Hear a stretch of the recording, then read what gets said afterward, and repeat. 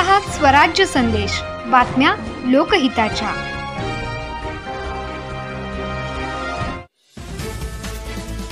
संक्रांतीनिमित्त डोमगाव तालुका परंडा येथील राम मंदिर दर्शनासाठी गेलेल्या भाविकांच्या दुचाकीला स्विफ्ट कारची धडकेत 3 जण गंभीर जखमी, तर 6 महिन्याचे बाळ सुखरूप।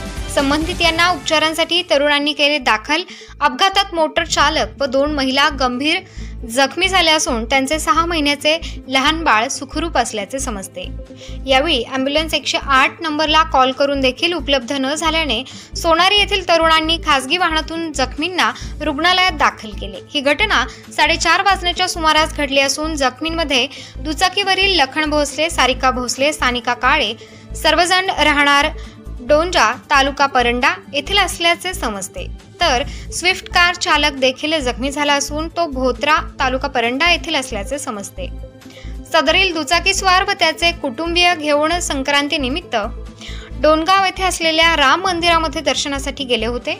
त्यांच्या मोटरसायकलला स्विफ्ट कारने धडकणे हा जबरी अपघात झाला। यामध्ये दुचाकी उडून पडली असून स्विफ्ट कार रस्त्याखाली पलटी झाली। संबंधित कारवर नंबर नसल्याचे चर्चा प्रथमदर्शनीमधून होताना ऐकावयास मिळाली। प्राथमिक माहितीनुसार जखमींना उपचारांसाठी उपजिल्हा रुग्णालय परंडा येथे दाखल करण्यात आले आहे।